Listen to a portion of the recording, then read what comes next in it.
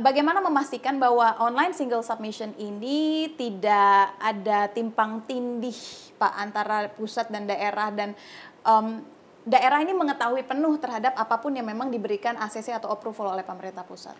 OSS ini kan targetnya adalah untuk memudahkan pelayanan perizinan lebih cepat, lebih efektif begitu ya. Tapi memang harus dievaluasi juga karena seringkali proses yang cepat dan terdigitalisasi itu tidak cukup mampu untuk juga memitigasi dinamika lokal atau persoalan potensi konflik sosial di situ. Nah, saya banyak juga dapat keluhan dari para kepala daerah karena izin secara online sudah dikeluarkan untuk tempat hiburan misalnya, tetapi warga di sekitar situ sebetulnya menolak, tidak menyetujui, sehingga menimbulkan riak-riak begitu. Nah, saya kira ini yang juga akan dievaluasi ke depan ya. Ya, kami akan berkoordinasi bersama asosiasi-asosiasi pemerintahan kota, pemerintah kabupaten, dan juga Kementerian Investasi dalam hal ini ya, untuk melakukan evaluasi secara menyeluruh terhadap sistem perizinan ini. Dan apa yang bisa dilakukan juga Pak oleh Kemendagri untuk bisa meningkatkan kapasitas SDM pemerintah daerah dalam hal perencanaan dan juga eksekusi kebijakan ekonomi ataupun kebijakan-kebijakan yang berkaitan dengan Astacita? Kami ini di Kemendagri frekuensi berkeliling kotanya itu mungkin paling tinggi dibanding kementerian yang lain. Karena itu tadi kami melakukan supervisi, bimbingan secara langsung begitu ya. Namun sekarang juga banyak proses konsultasi itu dilakukan secara online lewat Zoom meeting, kemudian ada lewat SIPD kita gitu ya.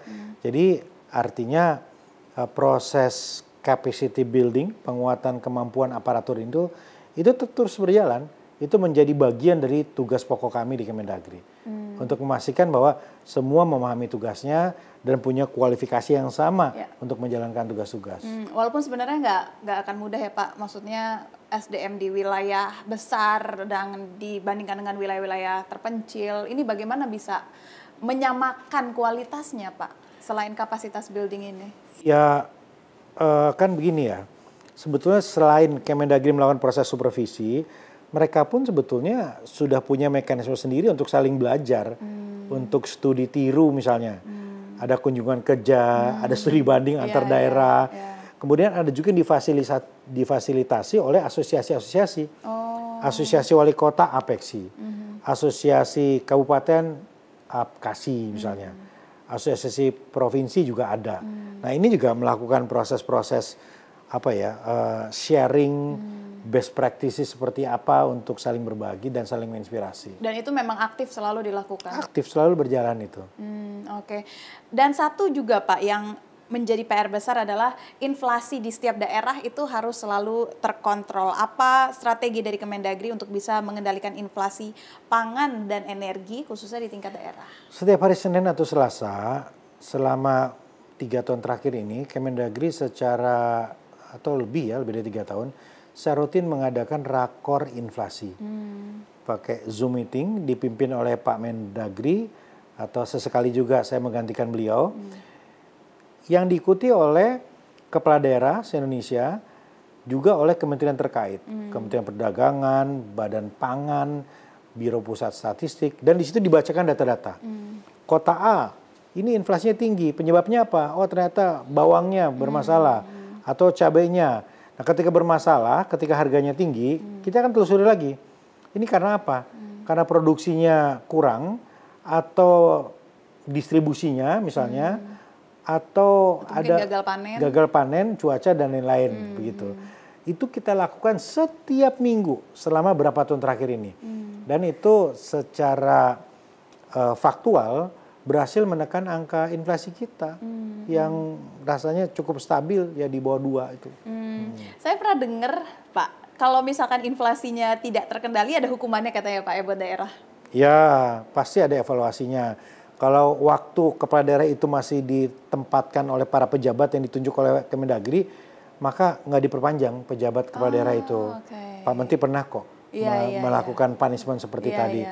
Tapi kalau ya kepala daerah yang terpilih kan nggak mungkin kita copot.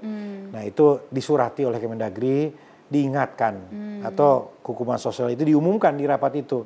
Ini kabupaten ini inflasinya kok jadi tinggi, tolong atensi, kira-kira gitu. Dan ini efektif Pak, berarti udah dilakukan beberapa tahun terakhir? Sejauh ini efektif. Kita juga ingin tahu Pak, apa kebijakan Kemendagri dalam memberdayakan ekonomi lokal di desa, khususnya untuk wilayah 3T dan daerah perbatasan sebagai bagian dari strategi pertumbuhan yang inklusif? Di kita ini ada Direktur Jenderal Pemerintahan Desa, Dirjen Pemdes. Salah satu tugasnya adalah meningkatkan kapasitas kelembagaan dari personel aparatur desa. Jadi dilatih untuk paham aturan, dilatih untuk bagaimana bisa mengenjot pertumbuhan pendapatan desanya, misalnya mengelola APBD-nya seperti apa. Itu adalah salah satu tugas dari Dirjen Pemdes ada di sini. Itu yang pertama. Nah yang kedua, kita akan juga melakukan koordinasi dengan kementerian lain. Ketika kabupaten ini berkomunikasi, memerlukan misalnya tambahan investasi, modal, peningkatan kapasitas, maka Kemendagri akan melakukan fasilitasi untuk menyambungkan mereka dengan kementerian terkait. Bisa dengan Kementerian Koperasi, Kementerian Pekerjaan Umum misalnya ya, atau juga dengan BUMN begitu. Apa sih Pak kendala terbesar yang masih dialami oleh wilayah-wilayah 3T ini Pak, yang Bapak lihat? Iya, biasanya satu komunikasi ya, jarak ya. Jadi perjuangannya agak panjang, nggak mudah berkomunikasi secara digital, tapi lewat darat pun butuh waktu. Itu pertama. Yang kedua, ya infrastruktur di sana tidak memungkinkan untuk dengan cepat melakukan pembangunan. Dan yang ketiga adalah sumber daya manusia yang sangat-sangat terbatas di sana. Oke.